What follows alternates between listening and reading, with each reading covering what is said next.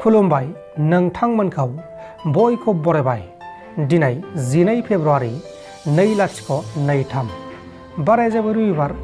फैदो दिननि खौरांफोरखौ बेखेवनोसै।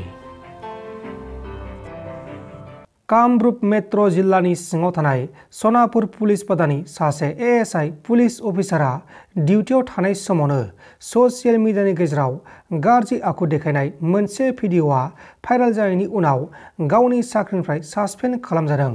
सासपेन्ड खालामजानाय पुलिस अफिसारनि मुङा जाबाय पवन बर्मन। आसामाव गुलि गावनाय जाथाय जादों।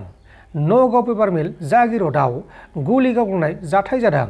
सानै सिखावफोरा पेपार मिलनि सिङाव सिखाव खावनो थाखाय नाजानाय समाव पेपार मिलनि सासे सिकिउरिटि गार्डआ सिखावफोरखौ हमनो नागिरनाय समाव सिखावफोरा खारलांनो नागिरनायाव बिथाङा ब्लेंक फायारिं खालामनानै सिखावफोरखौ हमफिननो हादों।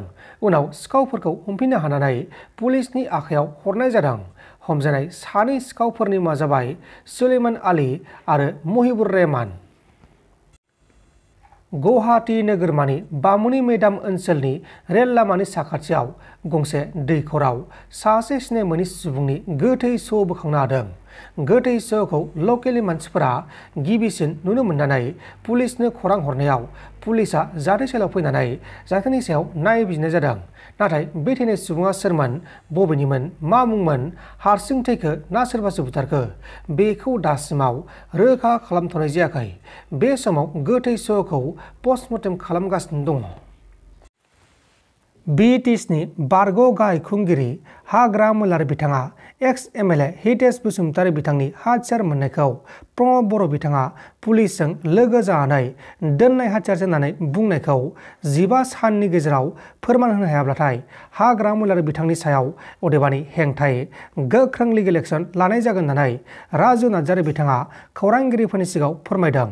आरो जुदि फोरमान होनो हायाब्ला हाग्रा मोलार बिथाङा रायजोफोरनि सिगाङाव निमाहा बिनांगौ होननानैबो बिथाङा फोरमायदों। बिथाङा मा बुंखो बेखौ खोनासंदो।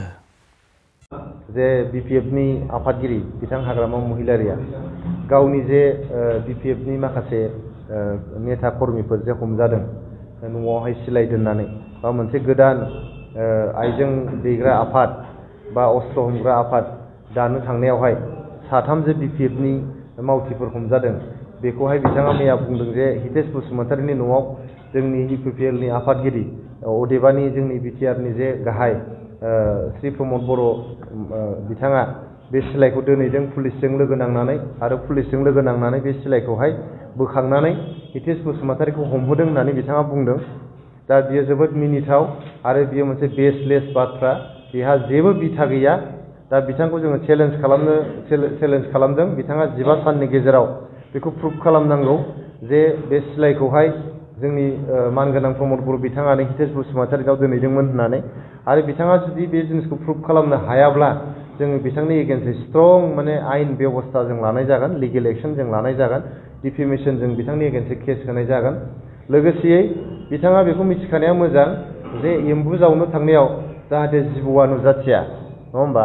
जे गावनि सरकारनि दिनाव जेरैबायदि सिलाइनि बमा बारुदनि बेयाव मोनसे थासारि दङमोन आरो 28 डिसेम्बर 2012 मायथाइयावहाय दिनैनि जे बिथाङा हितेश बसुमतारी मुसलपुर BPFनि प्रेसिडेन्ट बिथाङा MLA मोन बै समाव 28 डिसेम्बर 2012 मायथाइयावहाय नोंथांमोना दाबो मिडियायाव नुगोन, रिपर्टआव निउस पेपाराव नोंथांमोना नागिरबा नुगोन जे बिथाङानो बुंदोंमोन जे जोंनि बड'लेण्ड ओनसोलाव हाग्रामा महिलारि बिथाङानो सिलाइनि बेफारखौ खालामगासिनो दं होननानै। आरो प्रुभ खालामनो हायाबा बिथाङा रायजोनि गेजेराव क्षमा बिनांगौ, निमाहा बिनांगौ जे आं बेखौ बुंफ्लांदों होननानै। आरो नङाबा जों बिथांनि एगेन्स्टै स्ट्रं मोनसे लिगेल एक्सन जों लागोन, डिफेमेसन केस बिथांनो होगोन। बिथाङा हयथ' दिनै बोसोरनै आराय बोसोर सरकारनि बाहेरायाव थानांनानै पावार गैजायै जानानै राजनितिक गोहो गैजायै जानानै बिथाङा गोसोआ बायग्लिदों, फ्रास्ट्रेसन जादों आरो बे फ्रास्ट्रेसननि गेजेरजोंनो दिनै बे जाहा थाहा खोथाफोरखौ बिथाङा बुंलागासिनो दं।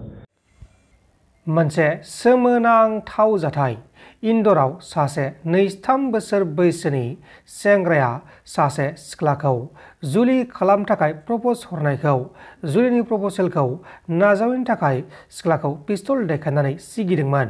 उनाव बे नुथायखौ बिसोर सानैनि गेजेराव गुबुन सासे 20 बोसोर बैसोनि संस्कार पेरमा मुंनि सिख्लाया हाबथेना होनायाव एबा जुलिनि खोथाखौ लानानै हाबसनना होनायाव सेंग्राया बिखौ रागा जोंखांनानै गुलि गावनानै बुथारदों। उनाव गासैबो जाथायखौ पुलिसा खौरां मोननानै जाथायसालियाव थांनानै दायनिगिरि सेंग्राखौ एरेस्ट खालामनाय जादों। हमजानाय दायनिगिरि सेंग्रानि मुङा जाबाय राहुल यादव, नाथाय सिख्लानि मुंखौ खौरां मख'नाय जायाखै। दा बेखौ एरेस्ट खालामनानै जोबथेसालियाव दैथायहरनाय जाबाय। नोंथांमोन दासिमनि माखासे खौरांफोरा बेखिनिनोमोन। बेखिनिसिम नायनायनि थाखाय नोंथांमोननिसिम रोजा रोजा साबायखर। गोजोन्थों। एसेनोसै। जै बर' हारिनि